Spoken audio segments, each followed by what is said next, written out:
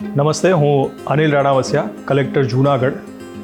આજે આપની સાથે ગાંધીનગર અડાલજમાં આવેલા ત્રિમંદિરમાં યોજાઈ રહેલ ત્રિદિવસીય રેવન્યુ વિભાગની ચિંતન શિબિર વિશે વાત કરવી છે. આ ચિંતન શિબિર માનનીય મુખ્યમંત્રી શ્રી ભૂપેન્દ્રભાઈ પટેલના માર્ગદર્શનમાં અને માનનીય અધિક મુખ્ય સચિવ શ્રી જયંતિ રવિ મેડમના માર્ગદર્શનમાં જ્યારે થઈ રહી છે, ત્યારે આ ચિંતન શિબિરમાં વિવિધ વિભાગના અધિકારી, કલેક્ટરશ્રીઓ, આરએસી અને ડાઉન ધ લાઇન જે પણ રેવન્યુ કામગીરી સાથે સંભાળે છે એ લોકો આમાં જોડાયા છે.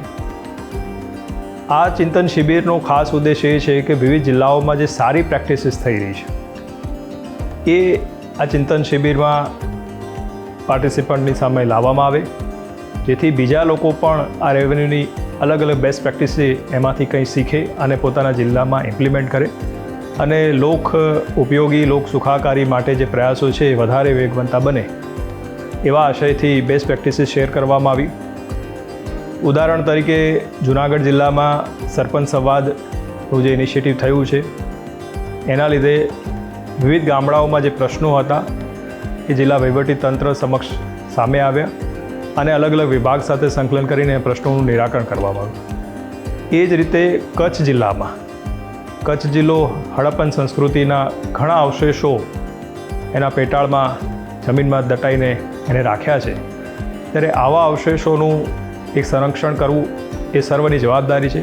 તો કલેક્ટરશ્રી તરફથી જે હડપ્પન સંસ્કૃતિની સાઇટ હતી એના સંરક્ષણ માટે એને આ સાઇટને રેવન્યુ રેકર્ડ પર લાવવામાં આવી અને સંરક્ષણ માટેના ખૂબ સુંદર પ્રયાસો કરવામાં આવ્યા છે.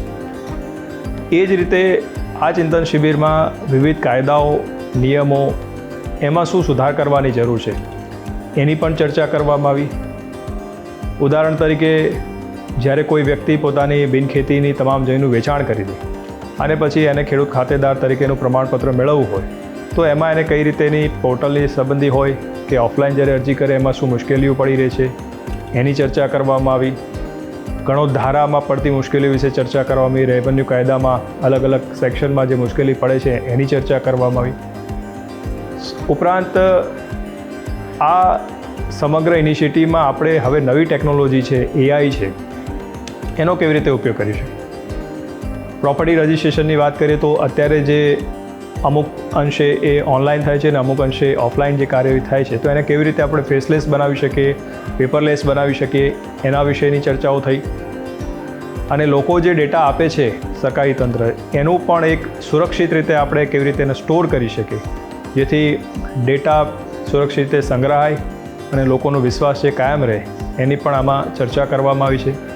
એટલે મને ખાતરી છે કે વિવિધ વિષયો ઉપરની જે ચર્ચા થઈ છે એનાથી આગામી સમયમાં રેવન્યુ તંત્રમાં ખૂબ મોટા ફેરફાર આવવાના છે, જે આખરે તો લોકોને ખૂબ ઉપયોગી થશે અને એમને સરકારી તંત્રમાં જે પણ કામગીરી પડે છે એ ખૂબ સરળતાથી થશે અને એમાંથી એમને ખૂબ મોટો ફાયદો થવા જઈ રહ્યો છે.